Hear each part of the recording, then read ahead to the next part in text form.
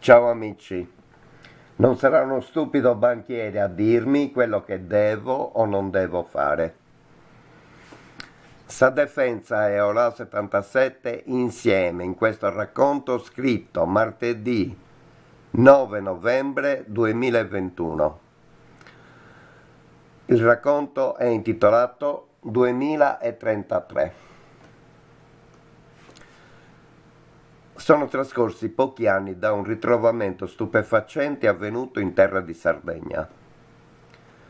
Durante una campagna di archeoscavi in Campidano è stata estratta una lastra di ossidiana scritta in antica lingua sardo-mesopotamica.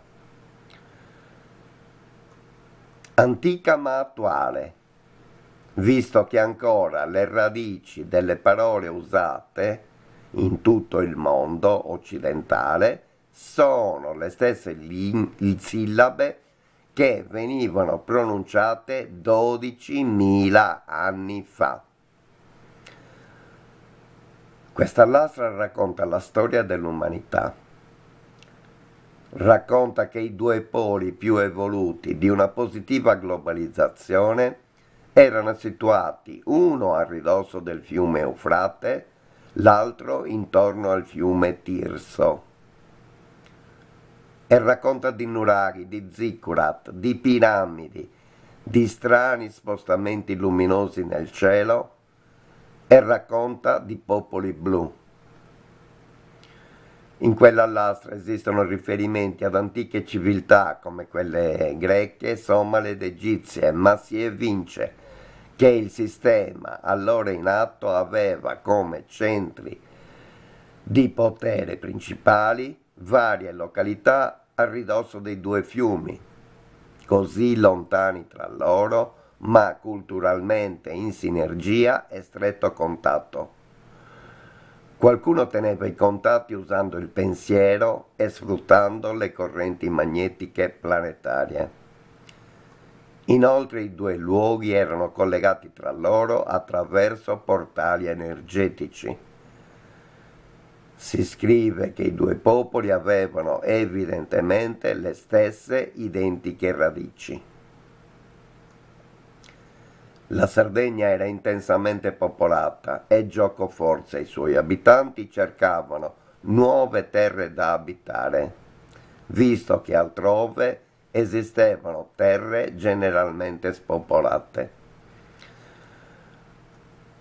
Un manipolo di navigatori Gherradore sfondò la città di Tiro, ma dopo 2 generazioni parte dei loro nipoti rientrarono nell'isola e fondarono, tra le altre, oltre che Nora, anche la città di Bitut Zor, che significa la dimora dei costruttori di Tiro. Dei tanto decantati fenici in quella lastra non esisteva nemmeno un cenno. Dunque non sono mai esistiti un popolo inventato di sana pianta per motivi ancora sconosciuti. I 7 milioni di abitanti che abitavano allora una unica isola formata da Sardegna e Corsica erano esperti costruttori di grandiosi e immortali edifici. Avevano a disposizione fertili terre dove praticavano allevamento e agricoltura.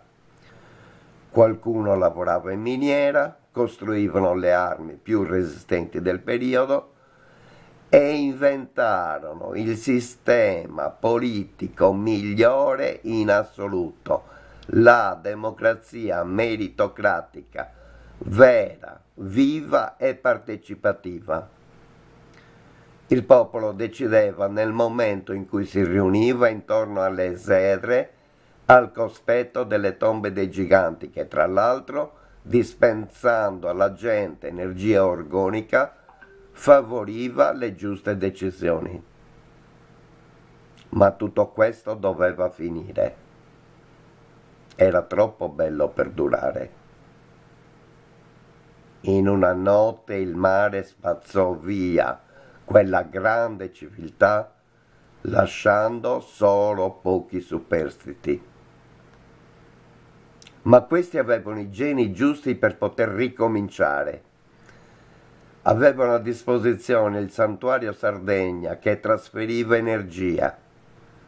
Qualcuno dal cielo li guardava compiaciuto. Procrearono e nel giro di un solo millennio gli abitanti dell'isola tornarono ad essere uno dei popoli di riferimento del bacino del Mediterraneo e oltre. Fino a quando il sardo era un popolo libero, il progresso era costante, ma ad un certo punto non riuscì a contrastare invasioni. Venne colonizzato da popoli meno evoluti ma militarmente superiori e si assistette ad un regresso economico costante e inarrestabile.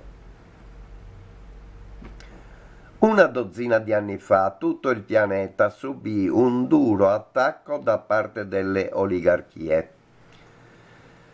Si diede corso ad una campagna di vaccinazioni planetarie che trasformò parte della popolazione in esseri viventi, sì, ma non più pensanti, utili per le produzioni di macchine destinate a sostituire le maestranze, e un'altra parte di transumani istruiti alla protezione degli oligarchi.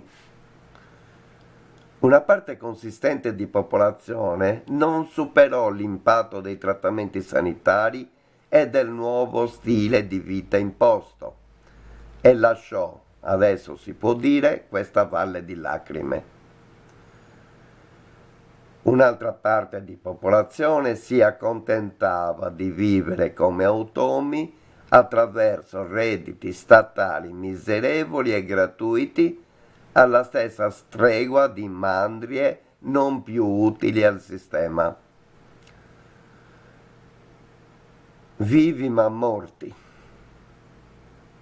tutti schedati e scannerizzati, quasi tutti sterilizzati, muniti di ridicoli lasciapassare, controllati e incapaci di dare un senso alla loro esistenza.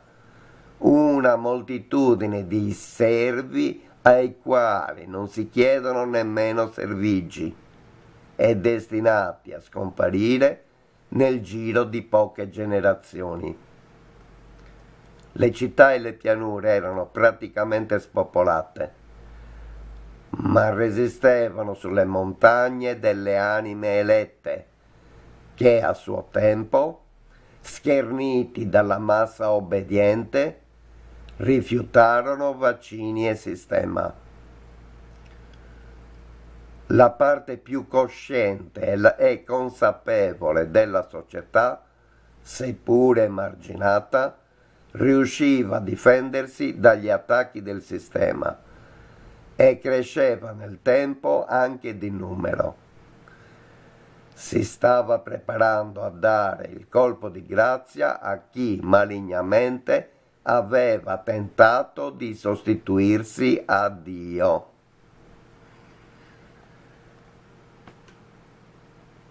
Non sarà uno stupido banchiere a dirmi quello che devo o non devo fare. Ciao a tutti.